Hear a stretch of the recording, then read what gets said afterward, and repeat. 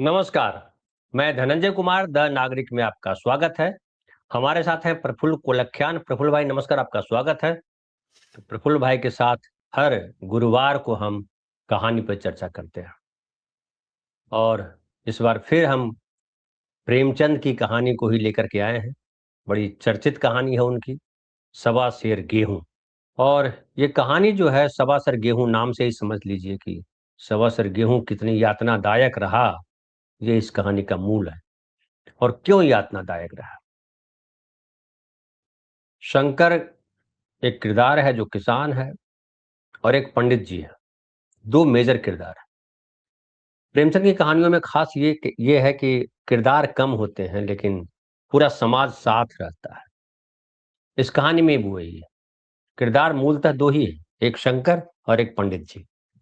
और पंडित जी केवल पंडित नहीं है, वो महाजन की भूमिका में भी है।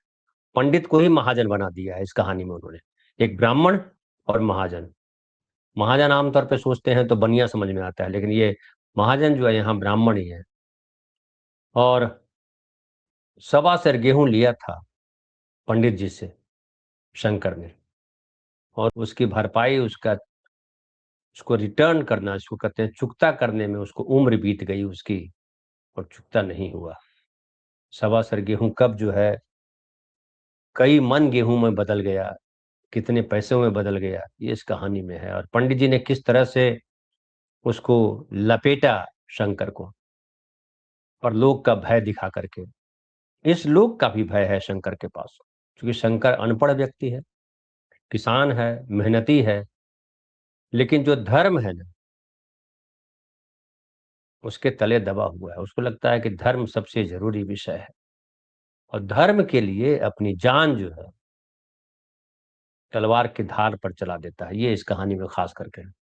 और देखिए किस तरह से धर्म के चक्रव्यूह में फंसा हुआ व्यक्ति धर्म मानने वालों के द्वारा ही किस तरह से कुचला जाता है, ये इस कहानी में है। और प्रेमचंद ने बहुत कमाल ये कहानी लिखी है। और इस कहानी में बहुत सारे उर्दू शब्द हैं, अरबी शब्द हैं।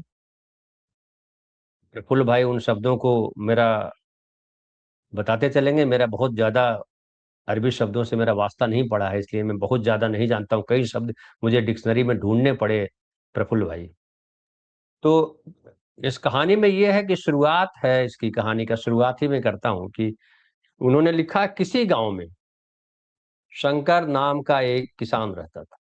सीधा सादा गरीब आदमी था, छक्का पंजा न जानता था, छल कपट की उसे छूत भी न लगी थी, ठगे जाने की फिक्र न थी।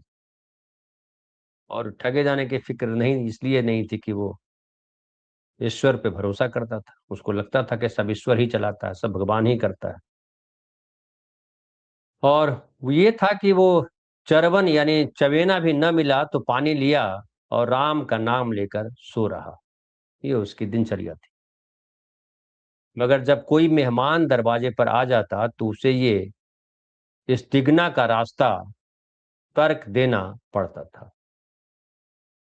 अब इस्तिगना का मतलब जो मैं ढूंढ पाया हूं कि आत्मनिर्भरता, कि वो आत्मनिर्भर हम हैं तो हम तो खिला सकते हैं। जी कुछ बोल रहे हैं आप? हाँ नहीं, वो फकीरी और आत्मनिर्भरता उसका लापरवाही में, उस तिगना में तर्क जी देना पड़ता है, यानी कि अपनी लापरवाही को दबाना पड़ता था। तर्क का अर्थ यहाँ होता है कि तर्क देना, तरह देने का अर्थ होता है भाषा में नीचे में कि इसको बात कीजिए, इससे जी, मुक्त हुई, मुक्त इस हुई। बात को तरह और दीजिए।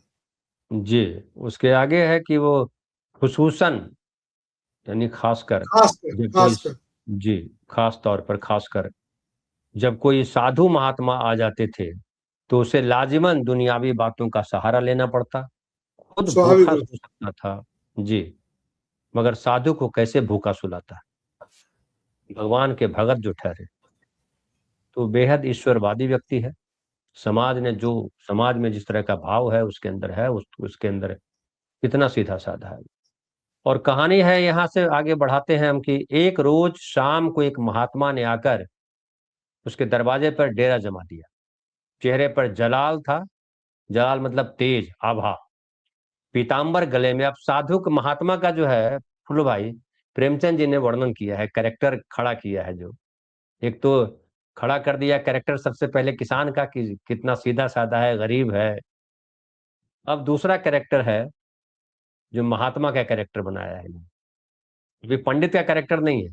ये कहानी में बड़ा महत्वपूर्ण है कि इसलिए कि इसकी वजह से ही कहानी बनती है। महात्मा अगर नहीं आते तो शायद ये कहानी नहीं होती इस तरह से।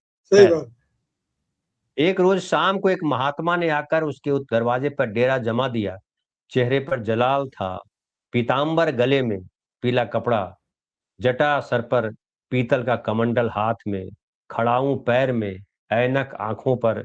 गरज की पूरा भेष उन महात्मा का सा था जो रऊसा के महलों में रियाजत, हवा गाड़ियों पर मंदिरों का तवाफ और योग में कमाल हासिल करने के लिए लजीज गिजाएं खाते हैं।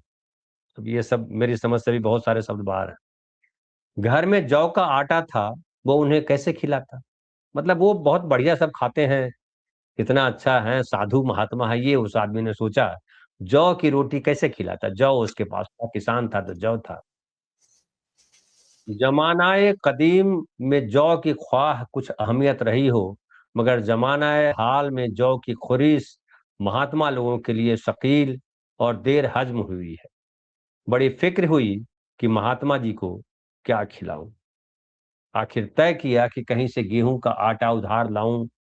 गांव भर में गेहूं का आटा न मिला। अच्छा, मुझे याद है प्रफुल्ल भाई, जब मैं भी छोटा था, बहुत छोटा था, तो उस समय जी। गेहूं जो बहुत मूल्यवान चीज हुआ करता था। जौ बड़ा आसान था, उसमें गोजाई कहते थे, गोजाई। उसमें हम्म। गेहूं, सरसों, जौ सब छींट आते थे खेत में, क्योंकि पानी कब सूखा हो जाए, कब क्या हो जाए, कुछ भरोसा नहीं। तो कोई ना कोई अनाज हो जाता था, पचंजा भी कहते थे। जी। गेहूं का आटा जो है बड़ी बड़ी बात होती थी, गेहूं का आटा खाते। ये तो ज्वार बाजरा, जहां ज्वार बाजरा नहीं होता था वहां जौ, मकई, यही सब खाया जाता था। गांव भर में गेहूं का आटा न मिला। गांव भर में सब आदमी ही आदमी थे, देवता एक भी न था। क्या बात है, गांव भर में सब आदमी ही आदमी थे, देवता एक भी न था। देवताओं को खुरीस कैसे मिलती? खुशकिस्मती से गांव के पुरोहित जी के यहाँ थोड़े से गेहूं मिल गए। उनसे 1.25 सेर गेहूं उधार लिए और बीबी से कहा कि पीस दे। महात्मा ने खाया, लंबी तान कर सोए और सुबह आशीर्वाद देकर अपना रास्ता लिया। जी प्रफुल्ल भाई, जी। ढेर सारे अरबी शब्द हैं, मुझे ने बहुत सारे शब्द नहीं पता जी।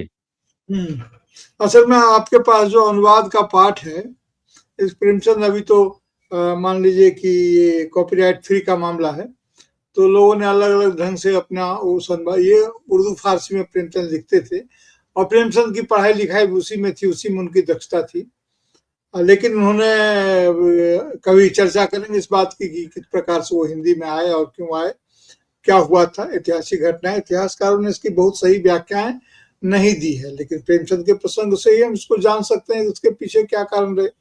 फिलहाल तो कहानी पर बात करते हैं। देखिए, कहानी जी बहुत ही महत्वपूर्ण है, और जब मैं ये कह रहा हूं कि कहानी बहुत ही महत्वपूर्ण है, तो उसका कारण ये है कि पिछले दिनों हम लोगों ने ये चर्चा की थी कि प्रेमचंद को पढ़ने का मतलब है भारतीय स्वतंत्रता आंदोलन को पढ़ना। जिन्हें प्रेमचंद पसंद नहीं आते, जिन्हें भारतीय स्वतंत्रता आंदोलन पसंद नहीं है। एक बात तो यह कि जो उस समय जब प्रेमचंद जब लिख रहे थे, तो ये 1920-22 की कहानी है। कब लिखी गई, कब छपी, इस पर तो बात करेंगे अभी। लेकिन वो दौर था जब भारत विभाजन का दौर नहीं शुरू हुआ था, भारत विभाजन की राजनीति नहीं हुई थी, और हमारी पूरी की पूरी ताकत तो गंगा जमुनी संस्कृति, सहमिलानी व्यवस्था और एक एक खास किस्म के तंजीम के तहत थी। समाज के ऊपरी वर्गों में एक भिन्न तरह की एकता थी। जैसे बाभन और शेख में एक अलग तरह की बात थी, एक अलग तरह की एकता थी, लेकिन नीचे के लोगों में, जैसे बुनकर हैं, धोबी हैं, इन लोगों में, कामगार जो जातियां हैं, उनमें एक अलग तरह की एकता भी थी और अपनी भिन्नताएं भी थी। लेकिन ये जो बटा हुआ था, स्टेज वाइज जो बटा हुआ हमारा समाज था, ऊपर के लोग नीचे के लोगों को तब भी लड़ा रहे थे। लेकिन प्रेमचंद के साहित्य में जब आप देखेंगे तो महात्मा के चेहरे पे जलाल ये तो भाई जलालुद्दीन मोहम्मद अकबर के चेहरे पर भी नहीं था। ये तो जो आभा आज के जमाने का शब्द, अगर आज मैं कहानी लिखूं तो मैं महात्मा के चेहरे पर जलाल लिखने के पहले 50 बार सोचूंगा और बाद में उसे आभा कर दूंगा। हो सकता है ये अनुवाद में आया हो, लेकिन मैं इसलिए इसकी चर्चा भर कर दे रहा हूं कि आज की स्थिति में ये क्या है। देखिए 1919 से लेकर के 22-21 तक की बात है। अब इसमें क्या हुआ था, भारत में क्या हुआ था, फर्स्ट वर्ल्ड वॉर हो चुका था या उसका ये था।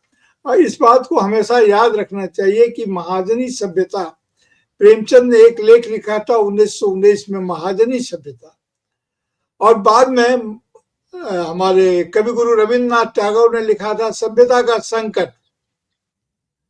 अब सभ्यता का संकट अगर दोनों को मिला दे तो सभ्यता का संकट ये महाजनी व्यवस्था में। ये महाजनी व्यवस्था क्या है?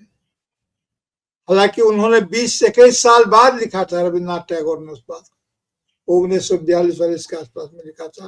वो अपने 80वें जन्मदिन के अवसर पर उन्होंने उसका पाठ किया था और माना जाता है कि शायद ये उनका आखिरी ये था, काफी बीमार भी चलते थे। तो 1919 में क्या हुआ था? 1919 में रॉलेट एक्ट पास हुआ था, जो सिडनी सर लॉरेट जो जज थे और उनके नेतृत्व में ये बना था। राजद्रोह के कानून के बनाने के ब्रिटिश राज में अध्यक्ष थे, उन्होंने इस कानून को बनाया था और रॉलेट एक्ट का काफी विरोध हुआ था। गांधी जी ने इसे काला कानून तब कहा था और 6 अप्रैल 1921 में गांधी जी इसके खिलाफ असहयोग आंदोलन पर बैठ गए थे। ये महा आक्रोश था जनता का और 19 अप्रैल को बैसाखी के दिन जलियांवाला कांड हो गया था। और ये जलियांवाला कांड हो गया, उसके बाद रविन्द्रनाथ टैगोर ने अपना नाइटहुड वापस किया था। इन तमाम बातों की चर्चा मैं क्यों कर रहा हूं?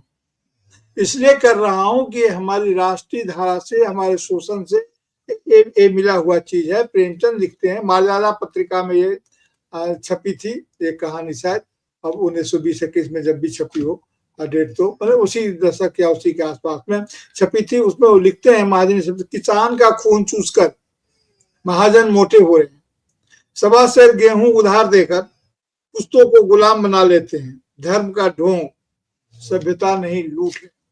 और ये जो सभ्यता नहीं लूट है, वो जो कहते हैं धर्म का ढोंग, तो आगे चल के वे भी बोलते हैं लेख में, टिप्पणी में, कहानी में नहीं है ये, कि सवा सेर गेहूं में 7 पुश्तें गुलाम हो गई, हमारा देश भी सवा सेर सभ्यता में फंसा है।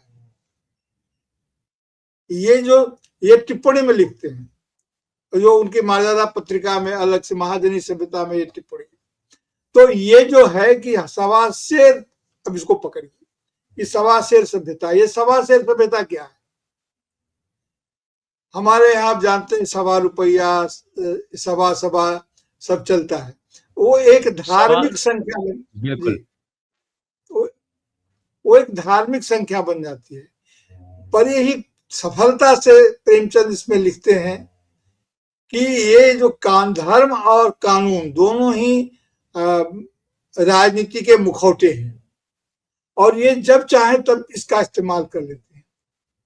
आखिर जो ये किसान संघर्ष था उसको उन्होंने कुर्मी किसान कहा है, और कुर्मी का अर्थ यहाँ जाति नहीं है, कुर्मी का अर्थ है मेहनत कश, काम करने वाला। किसान कई तरह के होते हैं, वह किसान जो अपने हाथ से किसानी करता है, न कि मेल पर बैठ करके हुक्म चलाता है, तो उसको कुर्मी किसान कहा गया। कुर्मी शब्द बहुत महत्वपूर्ण है, इसे जाति से जोड़कर न देखें, क्षमा करें। ये इसलिए महत्वपूर्ण है कि ये पंडित जी के बरक्स खड़ा है, यानी कि मेहनत करके खाने वाला आदमी चरबन और पानी पी करके राम नाम करके सुखी हो जाता है, लेकिन बिना मेहनत काम किए लजीज गिजा खाते हैं, यानी स्वादिष्ट भोजन करते हैं। तो ये जो है कि मेहनत करने वालों की इस देश में क्या दशा है। और ये बोलते हैं कि पैसे की पुजाइश है, सभी लोग पैसे की पुजाइश में लगे हुए हैं। ये एक नया शब्द आपको मिलेगा, पुजाइश। 2 शब्दों का इसमें इस्तेमाल है, पुजाइश और खुदाइश। मैंने भगवान बनने की जो प्रवृत्ति है वह खुदाइश है, जैसे ख्वाहिश होता है, इस जो उर्दू के अपनी तहजीब है उसमें। और अगर हिंदी के इसमें मिलाएं तो पुजाइश और खुदाइश बहुत ही महत्वपूर्ण शब्द और संदर्भ इस कहानी में है। तो उन्होंने इसको लेकर के ये शुरू किया। तो वो कुर्मी किसान वो क्या करता है, वो पंडित जी का भाव भंगिमा, उसका रूप देख करके, उनके शैली देख करके, जीवन शैली देख करके समझता है ये तो महाराज कोई अच्छा खाएंगे आए हैं। तो इसके और वो शंकर का चरित्र जो है वो भारतीय मानस का प्रतिनिधि चरित्र है, जो खुद चाहे जैसे भी रह ले लेकिन अतिथियों को सम्मानित जरूर करेगा, उसका ख्याल रखेगा। आपको यकीन नहीं आता है तो मैं कबीर को बुलाता हूं, कबीर गवाही देंगे, साईं इतना दीजिए जामे कुटुंब समाए। अगर यह न भी हो तो मैं भी भूखा ना रहूं, साधु न भूखा जाए। तो साधु के भूखे न जाने की इच्छा, अपने भी भूखे न रहने की इच्छा और साधु के भी भूखे न जाने की इच्छा दोनों मिली रहती है, दोनों में सामंजस्य हो। इससे ज्यादा नहीं चाहिए। साईं इतना दीजिए, मतलब हिंदी में पढ़े तो इतना ही दीजिए, उससे ज्यादा जो दीजिएगा कि तो वो गलत हो जाएगा। लेकिन इन लोगों के क्या उसको बोलते हैं, स्वार्थ का की कोई सीमा नहीं है। तो वो आते हैं, अच्छा 1.25 सेर गेहूं लेने के लिए एक पंडित जी हैं, उनके स्वागत में एक मेहनतकश किसान उनके स्वागत को पूरा करने के लिए दूसरे पंडित जी से उधार लाता है। ये गजब का खेल है। एक पंडित जी के स्वागत में दूसरे पंडित जी से लेकिन इसका ब्राह्मण जी का नहीं किया, उन्होंने महात्मा कहा है। हाँ, महात्मा का, क्योंकि वो भेष जो थे वो आए थे, वो बावन नहीं कहा है लेकिन महात्मा का है। तो रूप जो जलाल है वो ब्राह्मणों की ही चीज है। अच्छा, तो वो कहीं अन्यत्र नहीं पाया जाता है।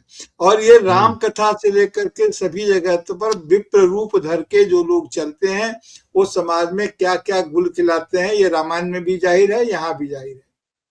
तो वो जाते हैं, और जो पुरोहित है वो महाजन में बदल गया। ब्राह्मणों के भी कई रूप हैं। तो ये जो साधु महात्मा थे पुरोहिताई नहीं करते थे, उपदेश बांटते थे, घूमते फिरते, अपना भेष देख करके भीख बटोरते थे। भेष देख करके भीख बटोरने की कला महात्माओं में बड़ी पुरानी है अपने यहाँ। तो ऐसा वो टंटा टंटा करके तिलक चंदन फट्टा करके जाते थे। तो प्रेमचंद सोचा तो इनकी रक्षा के लिए, इनकी सेवा के लिए एक दूसरे ब्राह्मण से उन्होंने लाया। अब ये देखिए कि ये जो चक्रव्यूह है, ये जो फांस है, इसको समझिए कि एक जगह से उसी जिसकी सेवा के लिए, जिस मर्यादा की रक्षा के लिए हम वहां लोन लेने जाते हैं, लोन, अब उधार लेकर के आते हैं। उधार लेकर के आपने इनकी सेवा की, इन्होंने वो तो खा के चले गए, लेकिन उसके बाद ये लगातार देता रहा, लेकिन नाम लेके न दिया। लेकिन पंडित जी के खाता में, यानी कि जो पुरोहित थे, वो धीरे धीरे जजमान बनते गए और कहीं इन्होंने इसका नहीं किया और ये गेहूं लाख टके का बनता रहा। प्रेमचंद यह भी कहते हैं कि पैसा बड़ा है इसमें, कि सबसे बड़े महाजन कौन है, इंग्लैंड, फ्रांस, जर्मनी को बड़े महाजन की बात करते हैं महाजनी सभ्यता वाले लेख, क्योंकि उस उपनिवेशवाद का विरोध कर रहे थे, मशीन को ही इसका माध्यम बता रहे थे। इसलिए यह कहानी बहुत महत्वपूर्ण है। इसमें कथ्य जो है वो अपनी जगह है, और हमारे समय के जो तथ्य जो हैं वो इससे मिलते हैं। कथ्य और तथ्य दोनों मिलकर के इस कहानी को अत्यधिक महत्वपूर्ण बनाते हैं। जी बिल्कुल। आगे है कि वो तो आशीर्वाद दिया और रास्ता ले लिया उसके बाद महात्मा जी। उसके बाद समय बीता, पुरोहित जी साल में 2 बार खलियानी लेते थे। हम लोग के यहाँ 1 बार आते थे, यहाँ 2 बार का जिक्र है। पुरोहित जी 1 बार आते थे साल भर में, और वो लेके जाते थे, धान गेहूं सब ले जाते थे। इसलिए कि अवध के किसान है। अवध के किसान में जहाँ दोहरा फल होता है, दोहरी खेती होती है। जी, हम लोग के यहाँ दोहरी फसल थी, मुझे जहां तक याद है। हो सकता है कुछ और होता होगा। खैर, ये दूसरे गांव से आते थे हमारे पुरोहित जी। शंकर ने दिल में कहा कि 1.25 सेर गेहूं क्या लौटाऊं, पसेरी के बदले कुछ ज्यादा खलिहानी दे दूंगा। वो भी समझ जाएंगे, मैं भी समझ जाऊंगा। चैत में जब वो पुरोहित जी पहुंचे तो उन्हें 1.5 पसेरी के करीब गेहूं दे दिया। अपने सुबुक दोष समझकर इसका कोई तज़किरा न किया। पुरोहित जी ने भी फिर कभी न मांगा। सीधे साधे शंकर को क्या मालूम कि 1.25 सेर गेहूं चुकाने के लिए मुझे दोबारा जन्म लेना पड़ेगा। तो वो तो 1.25 सेर गेहूं उसी में खलियानी जो देता था उसी में दे दिया कि पंडित जी बोला नहीं कि 1.25 सेर गेहूं, ये भी उससे गलती ये हो गई, उसने कहा नहीं, उसने बल्कि ज्यादा दे दिया। पंडित जी ने भी नहीं पूछा कि अरे ज्यादा क्यों दे रहे हो जजमान। खैर, उसके बाद साल गुजर गए। पुरोहित जी ब्राह्मण से महाजन हुए। ये बड़ा अच्छा है ना। 7 साल गुजर गए। 7 साल के बाद पंडित जी पुरोहित से महाजन बन गए, ब्राह्मण से।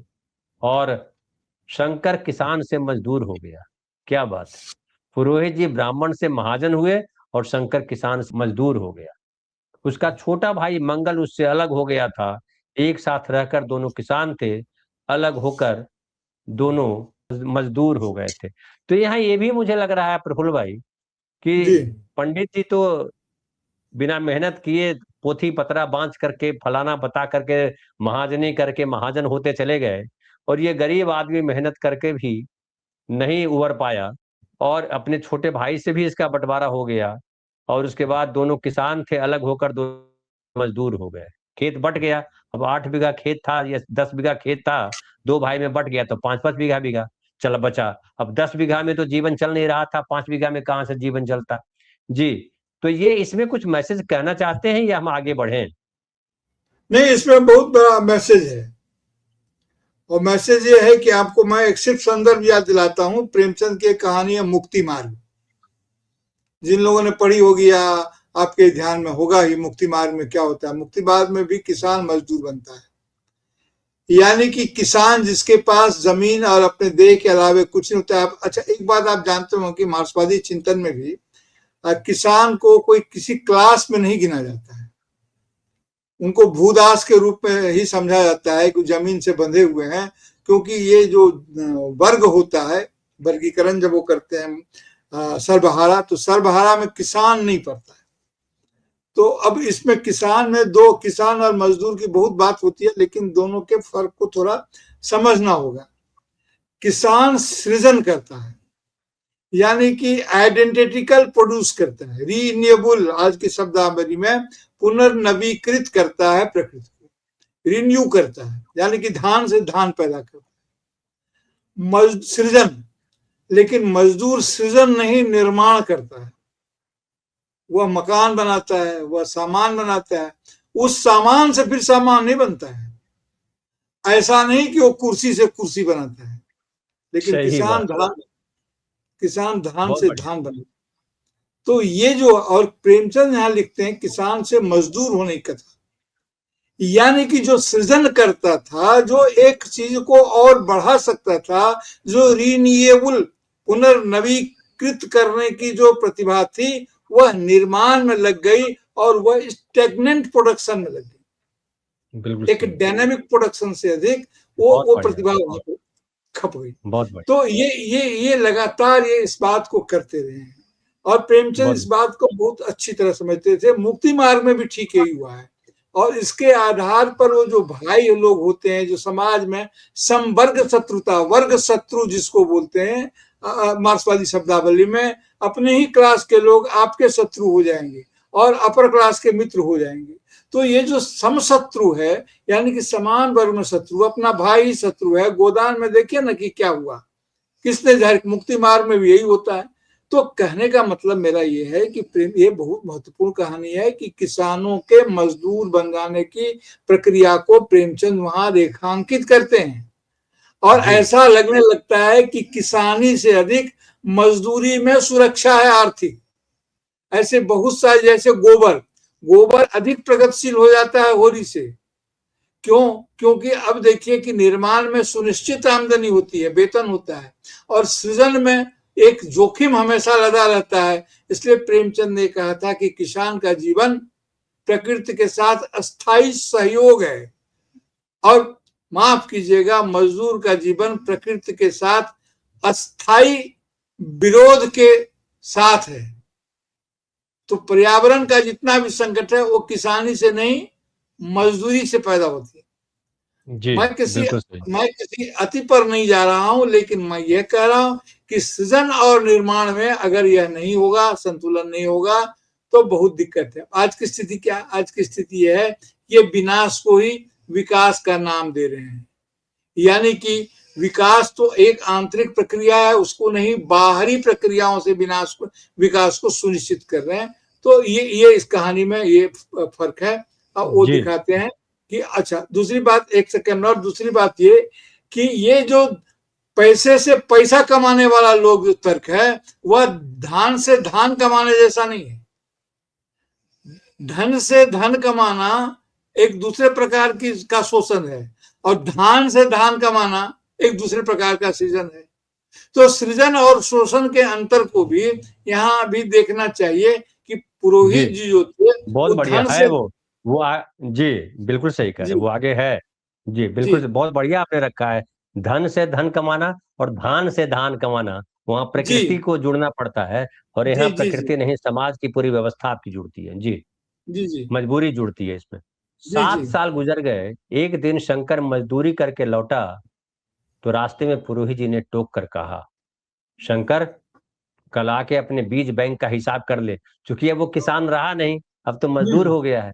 इसलिए कहा, तेरे यहाँ 5.5 मन गेहूं कब से बाकी पड़े हैं और तू देने का नाम नहीं लेता, क्या हजम करने का इरादा है? शंकर ने ताज्जुब से कहा, मैंने तुमसे कब गेहूं लिए थे कि 5.5 मन हो गए? तुम भूलते हो मेरे यहाँ न किसी छटाक भर अनाज है, न एक पैसा उधार। पुरोहित जी कहते हैं, इसी नीयत का तो ये फल भोग रहे हो, खाने को नहीं जुड़ता। मतलब तुम्हारी नीयत खराब है, इसलिए ये हाल है तुम्हारा। ये कह पुरोहित जी ने उसका 1.25 सेर गेहूं का जिक्र किया, जो आज से 7 साल पहले शंकर को दिए थे। वो जो 1.25 सेर गेहूं साधु जी के लिए लिया था।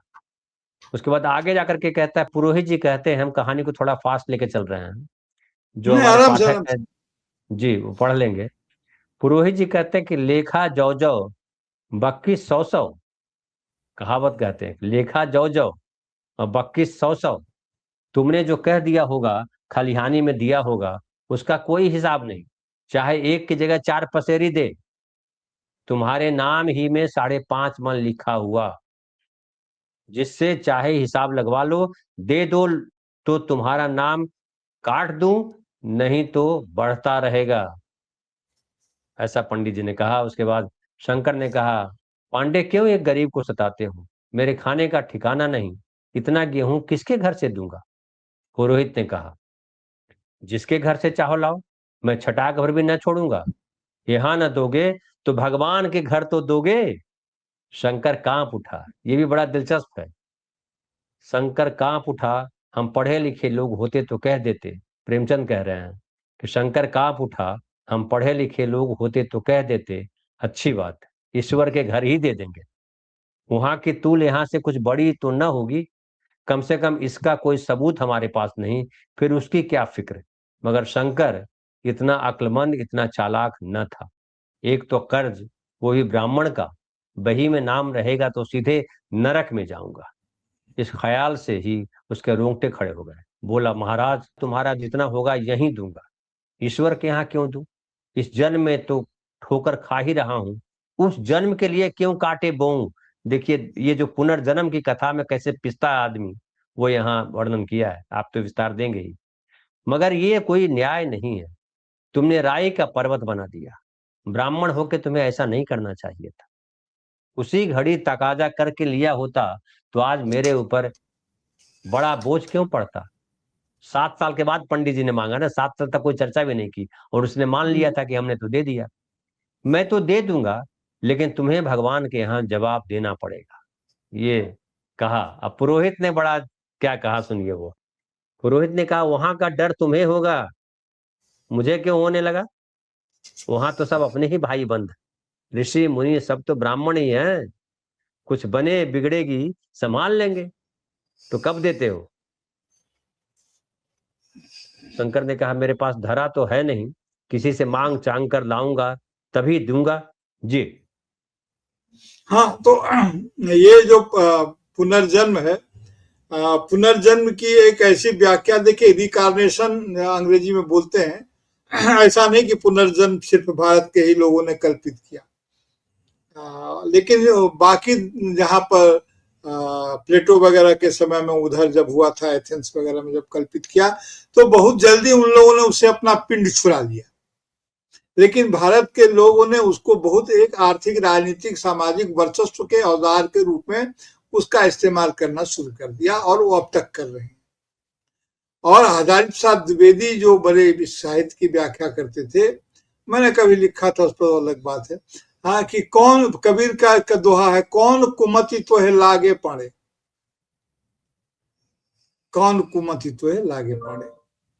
तो ये जो कुमति है उनकी, उस कमिति को, यानी कि जो आडंबर में फंसे हो, शोषण में फंसे हो, धर्म की चर्चा करते हो और लोगों का शोषण करते हो, तो ये पुनर्जन्म का मतलब है कि इस जन्म का तुम जो भी कर रहे हो, जो भोग रहे हो, वो पिछले किसी जन्म के किए पाप को भोग रहे हो।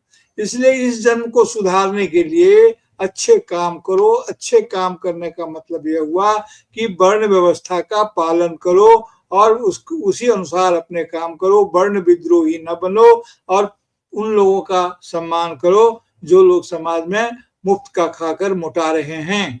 शोषण का विरोध न करो, क्योंकि तुम किसी अन्याय के शिकार नहीं हो। तुम पर जो घटना घट रही है वो अन्याय नहीं है, ये तुम्हारा ही अपना कर्म फल है। इस कर्म फल सिद्धांत पर पूरी पूरी भारतीय मनीषा टिकी हुई है। और महात्मा बुद्ध ने भी कहा था कि कर्म को, अगर जैसे अगर मान लीजिए कि उदाहरण है कि अगर बीज डालते हैं तो उसका फसल हो जाता है, लेकिन अगर बीज को भून दिया जाएगा और तब डालेंगे तो फसल नहीं होगा। तो महात्मा बुद्ध कहते थे कि कर्म करना चाहिए, लेकिन उसको इस तरह से करो जिसके फल की गुंजाइश न बचे। उसको अपनी साधना से उसकी सृजन शक्ति को, यानी कि उसके रिन्यूएबिलिटी को, उसके फल भोगने को ये कर दो। तो महात्मा बुद्ध को भी जब हम देखेंगे तो वे भी इस चक्रव्यूह से अपने को बाहर नहीं निकाल पाए, और उन्होंने भी मोक्ष की जो निर्वाण, उनके यहाँ निर्वाण कहते हैं, निर्वापित कहते हैं, यानी कि बुझ जाने को कहते हैं। तो प्रत्युत समुत्पाद जो बुद्ध का दर्शन है, कि एक दिए में दूसरे दिए को अभिव्यक्त करते चलो। बाद के लोगों ने इस बात को खंडित किया, क्योंकि महात्मा बुद्ध के भी कई पाठ हैं, और सिंहल पाठ हो, नेपाल पाठ हो, और विदेशों के पाठ हो, क्योंकि वहां भी थेरपंथी हैं, क्या उसको बोलते हैं, सहजान संप्रदाय है, और भी बहुत सारी चीजें हैं, उस पर नहीं जाऊंगा। लेकिन महात्मा बुद्ध के नाम पर भी, हालांकि महात्मा बुद्ध ने कहा था कि संस्कृत में मेरी बातों का तुम बिल्कुल अनुवाद न करना कोई, क्योंकि संस्कृत में अनुवाद किए नहीं कि इसकी कोई दशा हो जाएगी। तो लेकिन इन लोगों ने इनकी कथा का यहाँ पर इस्तेमाल किया, निर्वाण को उस ढंग से जोड़ा। मोक्ष तो ऐसा ही गीता में कहा गया है कि कर्म करो, फल की चिंता मत करो। लेकिन यहाँ क्या है कि फल तो तुमको भोगना होगा, इस जन्म नहीं, अगले जन्म में। तो ये जो अगले जन्म का, यानी कि दृश्य जो दिख रहा है उसके भाग्य का फैसला, उसके भाग्य मतलब हिस्सा, भाग यानी कि हिस्सा बोलते हैं ना, कि आपका भाग है, तो भाग मतलब हिस्सा होता है। भक्ति का मतलब भी वही होता है। तो ये समाज में भाग का बड़ा ही असर रहा है। तो ये जो भाग्य है तुमको प्राप्त करने योग्य है, तो ये भाग्य जो है सो अदृश्य, दृश्य के भाग का फैसला अदृश्य करता है। यानी कि जो आपको दिख रहा है, जो विजिबल है, वो अदृश्य है। मैं आपको एक छोटी सी कहानी सुनाऊं, शायद श्रोताओं को भी अच्छा लगेगा, उनको मालूम भी होगा, लेकिन फिर भी। एक दुकान में बोर्ड लगा हुआ था कि आप खाइए और आपका पैसा, आपके खाने का पैसा नहीं लिया जाएगा, आपके पोते से लिया जाएगा। तो आदमी को बड़ा अच्छा लगा, गया, खाया हुआ और मस्त हो गया। चलने लगा तो जितना खाया था उसके दोगुने पैसे का बिल थमाया। तो कहा कि ये क्या? आपने कहा कि पोता देगा। बोला हाँ, आपका बिल पोता देगा, लेकिन ये आपके दादाजी का बिल है, जो आपके दादाजी खा के गए थे, आपको उसको तो चुकाना है ना। जानते हैं पहले के लोग खाते बहुत थे, तो इसलिए इनका बिल इतना हुआ है, और वो तो आपको दे के जाना होगा। तो ये जब हम चक्कर में कैसे फंसते हैं, यानी कि जो इस जन्म में किया है, जो अच्छा किया है, उसका फल अगले जन्म में अच्छा महसूस करेगा। और इस जन्म में जो लोग अच्छा किए थे पिछली बार, यानी कि कोई अन्याय नहीं है, ईश्वरीय न्याय का वातावरण है, ईश्वर न्याय का आश्वासन है। अगर ईश्वर के पक्ष से न्याय हट जाए, मैंने पहले भी चर्चा की है कि दुनिया अभाव से उतना पीड़ित नहीं है जितना कि अन्याय से, और ईश्वर न्याय स्वरूप होकर के ही ग्राह्य होता है गरीबों को, और ईश्वर को न्याय पुरुष बना करके। इसलिए आप तो जानते हैं, आप तो बहुत सारे न्याय पुरुषों के साथ उठते बैठते रहे, तो आप जानते हैं उनको लोग देवता इसीलिए मानते थे कि वो तुरंत न्याय करते थे। समाज में जो भी न्याय करेगा उसे भगवान का दर्जा हासिल हो जाता है। और कुछ लोग तो न्याय के नाम पर हो ही जाते हैं, या उसको बोलते हैं नॉन बायोलॉजिकल, वो उस टाइप के लोग होते हैं। लेकिन प्रेमचंद ने सबको बायोलॉजी में ही समझा। जी, बायोलॉजी में बिल्कुल आगे बढ़ते हैं। तो पुरोहित ने उसके बाद कहा, मैं न मानूंगा, 7 साल हो गए, अब एक का भी मुलाहिजा न करूंगा। गेहूं नहीं दे सकते तो दस्तावेज लिख दो। शंकर बोला, मुझे तो देना है, चाहे गेहूं ले लो चाहे दस्तावेज लिखवाओ, किस हिसाब से दाम रखोगे? पुरोहित ने कहा, जब दे ही रहे हो तो बाजार भाव काटूंगा, पाव भर छुड़ाकर क्यों बुरा बनूं? हिसाब लगाया गया तो गेहूं की कीमत 60 रुपया बनी। 60 रुपये का दस्तावेज लिखा गया। 1.25 सर गेहूं इतना चुकाया। अब 7 साल में जो है 60 रुपया का आ गया। और उसके बाद कहा कि दस्तावेज लिखा गया, 3 रुपए सैकड़ा सूद। साल भर में न देने पर सूद की शरह 3.5 रुपया सैकड़ा। 8 आने का स्टैंप, 1 रुपए दस्तावेज की तहरीर शंकर को अलहदा देनी पड़ी। मतलब स्टैंप का जो दस्तावेज लिखवाने का पैसा था वो सब शंकर को ही देना पड़ा, पंडित जी ने कोई अपने माथे पे नहीं लिया। खैर, सारे गांव ने पुरोहित जी की मजम्मत की, मगर सामने नहीं। महाजन से सभी को काम पड़ता है, उसके मुंह कौन लगे। तो ये अब गेहूं से जो है वो दस्तावेज में आ गया। पहले तो मुंह जबानी था, भगवान का डर था कि भगवान के डर से दे रहा था। अब दस्तावेज बना दिया तो कानूनी डर भी उसके साथ आ गया, और ये हुआ कि लिखा पढ़ा भी हो गया। अब आगे हम बढ़ते हैं इसमें। नहीं, इसमें तो एक बात कहना जी जरूरी है जी, कि कह दीजिए। जो 60 रुपया है उसकी कीमत आज के बाजार के हिसाब से 80 के आसपास, 70-80 हजार के रुपये में पड़ेगा वो 60 रुपया। इसीलिए जी 60 रुपये को आज का 60 रुपया ना समझा जाए, आज का न 80 हजार समझा जाए। जी जी, बिल्कुल। उसके बाद है कि वो पैसा जो है जमा करता है और देने के लिए पंडित जी के पास जाता है, लेकिन पूरा पैसा नहीं था। और पंडित जी ने कहा, लेकिन ये तो 60 ही है। 60 रुपया लेके पहुंच गया वो, लेकिन सूद का कौन देगा? तो पंडित जी कहते हैं, लेकिन ये तो 60 ही है। हाँ महाराज, इतने अभी ले लीजिए, बाकी 2-3 महीने में दे दूंगा। मुझे उऋण कर दीजिए, मतलब ऋण से मुक्त कर दीजिए। पंडित जी बोले, उऋण तो तब जब ही होगे जब मेरी कौड़ी कौड़ी चुका दोगे। जाकर मेरे 15 और लाओ, यानी 60 रुपया मूल और 15 रुपया सूद हो गया। शंकर बोला, महाराज इतनी दया करो, अब सांझ की रोटियों का भी ठिकाना नहीं रहा। गांव में हूं तो कभी न कभी दे ही दूंगा। पंडित जी बोले, मैं ये रोग नहीं पालता, न बहुत बातें करना जानता हूं। अगर मेरे पूरे रुपए न मिलेंगे तो आज से 3.5 रुपया सैकड़ा का ब्याज चलेगा, मतलब ब्याज बढ़ा देंगे। इतने रुपए चाहे अपने घर में रखो, चाहे मेरे यहाँ छोड़ जाओ, मतलब 60 रुपया का ब्याज भी चलता रहेगा। शंकर कहा, अच्छा, जितना लाया हूं उतना रख लीजिए, मैं जाता हूं, कहीं से 15 और लाने की फिक्र करता हूं। शंकर ने सारा गांव छान मारा, मगर किसी ने रुपए न दिए। इसलिए नहीं कि उसका एतबार न था या किसी के पास रुपए न थे, बल्कि पंडित जी के शिकार को छेड़ने की किसी में हिम्मत न थी। पंडित जी इतना क्रूएल थे। पंडित जी क्या थे? और एक एक बात बताइए प्रफुल्ल भाई, पंडित जी जी। को इतना क्रूर क्यों बताया है? महाजन भी बना दिया तो उस वहां भी बता दिया, इतना क्रूर क्यों बताया है पंडित जी को? ब्राह्मणवाद के चक्रव्यूह में फंसा समाज देखा उन्होंने, इसलिए बनाया। नहीं, देखिए, प्रेमचंद ने अपने समाज को बहुत ही गहराई से समझा था, और प्रेमचंद ने जो ग्रामीण समाज है उसकी जो आर्थिक संरचना है और सामाजिक संरचना है, ये प्रसंग लगभग उनके हर रचना में घूम फिर के आया है। मोटेराम शास्त्री हो या गोदान में भी यही बात कहते हैं कि वो जो कहता है ब्राह्मण का अगर पचाओगे तो हड्डी गल जाएगा।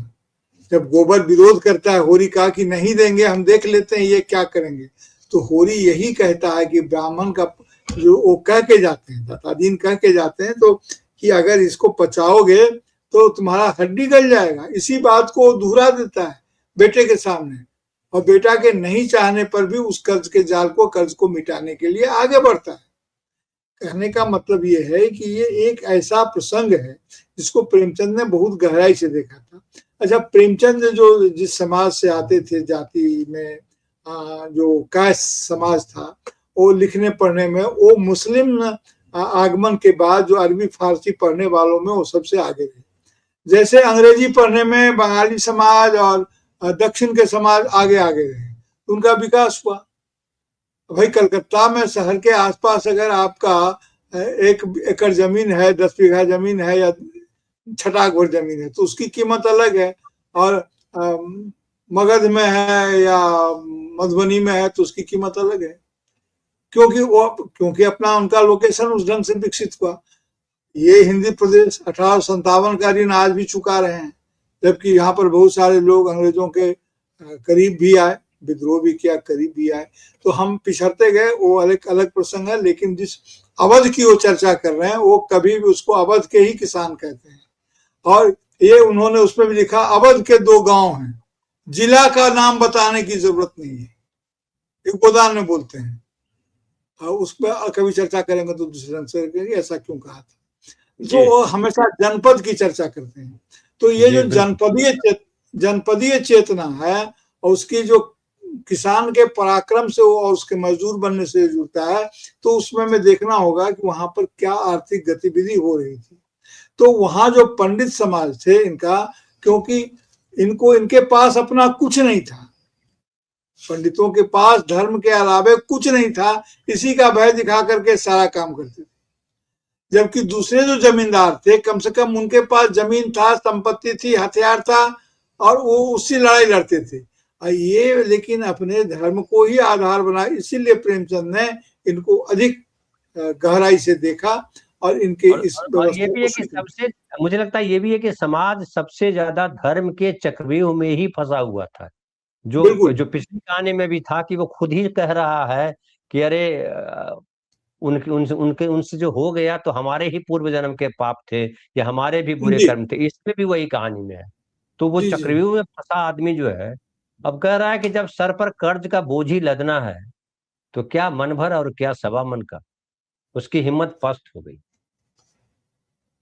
वो जो पंडित जी ने जो कहा उसमें उसकी हिम्मत पस्त हो गई, मेहनत से नफरत हो गई।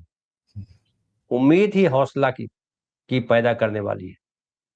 उम्मीद में रौनक है, ताकत है, कफन से जोड़ दीजिए, कफन से जोड़ दीजिए कि क्यों घिसू और माधव एलिनिएट कर गया था, अलगाव में पड़ गया। बिल्कुल बिल्कुल सही कहा आपने, बहुत सही आपने प्रसंग छेड़ दिया यहाँ। तो उसकी हिम्मत पस्त हो गई, मेहनत से नफरत हो गई, उम्मीद ही हौसला की पैदा करने वाली है। उम्मीद में रौनक है, ताकत है, जिंदगी है, उम्मीद ही दुनिया के मुतहरिक करने वाली कुव्वत है। शंकर मायूस होकर, गतिशील मतलब गतिशील बनाने वाला, डायनामिक्स, गतिशील बनाने वाला जी। शंकर मायूस होकर बेपरवाह हो गया। उसे जरूरतें जिनको उसने साल भर टाल रखा था, अब दरवाजे पर खड़ी होने वाली भिखारने न थी, बल्कि सर पर सवार होने वाली चुड़ैलें थी, जो अपना चढ़ावा लिए बगैर जान ही नहीं छोड़ती। और आगे बढ़ते हैं कहानी में। तो एक रोज पंडित जी ने शंकर को बुलाया, हिसाब दिखाया, 60 रुपए जमा थे। वो मिन्हा करने पर भी अब शंकर के जिम्मे 120 रुपए निकले। मिन्हा करने मतलब चुका देने के बाद भी, 60 रुपया जो चुका दिया था उसके बाद भी शंकर के जिम्मे 120 रुपया निकल गया। इतने रुपए तो उसी जन्म में दूंगा, इस जन्म में नहीं हो सकता, शंकर ने कहा। पंडित जी ने कहा मैं इसी जन्म में लूंगा। अच्छा, अगले जन्म में देने की बात करने लगा कि अगले जन्म में दूंगा, तो पंडित जी ने कहा मैं इसी जन्म में लूंगा, असल ना सही सूद तो देना ही पड़ेगा। शंकर ने कहा एक बैल है वो ले लीजिए, एक झोपड़ी है वो ले लीजिए, और मेरे पास रखा क्या है। पंडित बोले मुझे बैल बधिया लेकर क्या करना है, मुझे देने को तुम्हारे अब ये भी बड़ा इंटरेस्टिंग है, बैल लेके हल तो जोतते नहीं है पंडित जी, खेत तो मजदूरी तो करनी नहीं है उनको। पंडित बोलते हैं मुझे बैल बधिया लेकर क्या करना है, मुझे देने को तुम्हारे पास बहुत कुछ है। शंकर ने कहा और क्या है महाराज।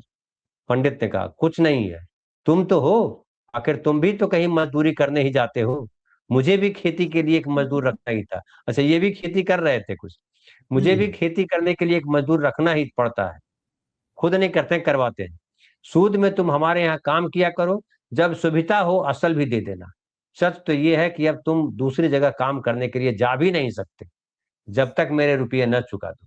तुम्हारे पास कोई जायदाद नहीं है, इतनी बड़ी गठरी में किस एतबार पे छोड़ दूं? 120 रुपया की गठरी, कौन किस इसका जिम्मा लेगा?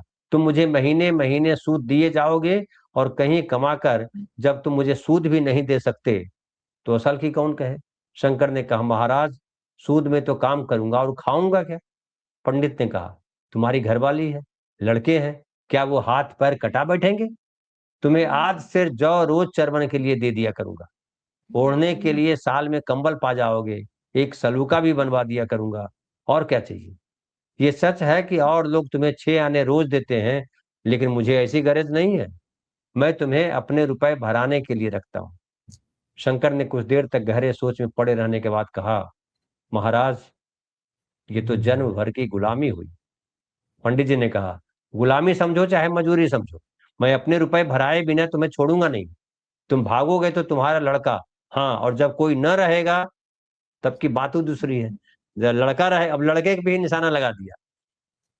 वो आगे लिखते हैं प्रेमचंद कि इस फैसले की कहीं अपील न थी, मजदूर की जमानत कौन करता, कहीं पनाह न थी, भाग कर कहाँ जाता। दूसरे रोज से उसने पंडित जी के हाँ में हाँ काम करना शुरू कर दिया। 1.25 सेर गेहूं की बदौलत उम्र भर के लिए गुलामी की बेड़ियां पांव में डालनी पड़ी। शंकर ने पंडित जी के यहाँ 20 बरस तक गुलामी करने के बाद इस गमजदे से रहलत की 120 अभी तक उस सर पर सवार थे। पंडित जी ने उस गरीब को ईश्वर के दरबार में तकलीफ देना मुनासिब न समझा। बस उन्होंने उसके जवान बेटे की गर्दन पकड़ी। आज तक वो पंडित जी के यहाँ काम करता है। उसका उधार कब अदा होगा, होगा भी या नहीं, ईश्वर ही जाने। ईश्वर क्या जी जानता है, वो आप बताइए। हाँ, तो ये जो जौ है, ये जौ से कहानी शुरू हुई थी और जौ पर ही लौट आई। पंडित जी ने उसे जो दिया खाने के लिए और काम के एवज में वो जौ दिया, जी बिल्कुल सही। क्योंकि जौ से ही गेहूं बात नहीं शुरू दिया, हुई। जौ दिया, बिल्कुल सही। जौ दी, ये जौ से ही बात शुरू हुई थी। और पहले जौ का होता था, ऐसा कि आप जानते थे। दूसरी बात यह है कि वो मर गया, लेकिन उसका ये कर्ज लदा रहा। मुझे अनुमति दीजिए तो मैं इस प्रतीक की व्याख्या करूं कि भारत को आजादी हासिल हो गई, लेकिन ये व्यवस्था का, परंपरा का यह कर्ज उसके नागरिकों पर लदा रहा। बहुत सही। इसीलिए कहते हैं कि स्वतंत्रता तो मिल गई, आजादी मिली नहीं। आजादी यानी कि एक ही चीज है, दोनों अलग अलग नहीं है।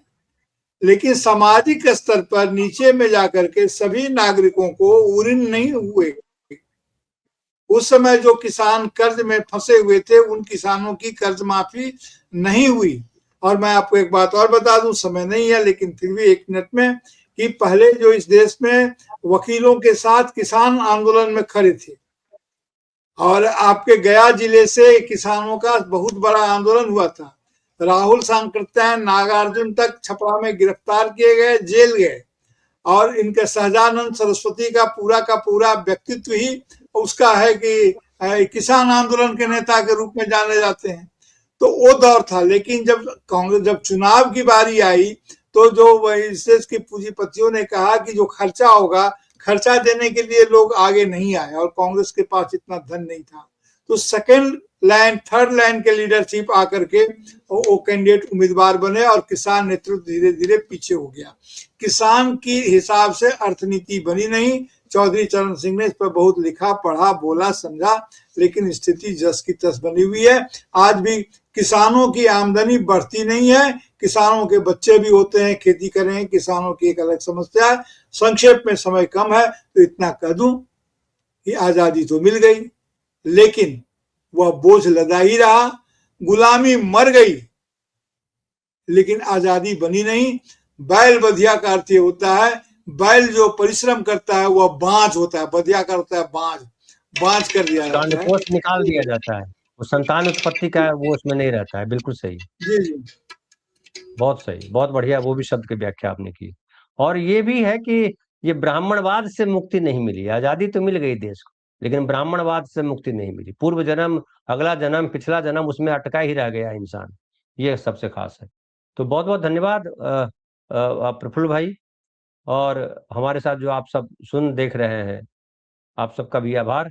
और आप की प्रतिक्रियाएं हमको मिल रही हैं और अच्छा लग रहा है कि आप लोग देख रहे हैं, लेकिन मुझे लगता है कि इसको आप शेयर भी किया कीजिए, दूसरी जगह चर्चा भी किया कीजिए। और कहानी पे चर्चा करने का मतलब ये नहीं है कि कुछ लिखे पे हम बैठ करके आधा घंटा 1 घंटा कुछ बोल दें, बल्कि इसका मकसद है कि हमारे जहन के भीतर जो सुन रहे हैं, जो देख रहे हैं, उनके जहन के भीतर भी कुछ बदलाव हो। अगर बदलाव हो, वैचारिक लेवल पे बदलाव, कोई क्रांति करने सड़क पे मत उतरिए, लेकिन वैचारिक तौर पे आप तो ये सोचिए कि हमें इस तरह की जो गड़बड़ियां हैं उसमें नहीं फंसना है, उसमें नहीं रहना। चाहे आप किसान हो, चाहे आप ब्राह्मण हो। किसान है तो आपको समझना है कि वो पूर्व जन्म, वो अगला जन्म कुछ नहीं है। तो धर्म, ये जो धर्म का जो पाखंड खड़ा किया गया वो कुछ नहीं है। और अगर ब्राह्मण है तो ये समझिए कि समाज को बदलना जरूरी है। बहुत बहुत धन्यवाद प्रफुल्ल भाई, आपका भी आभार और आप तमाम साथियों का आभार, शुक्रिया।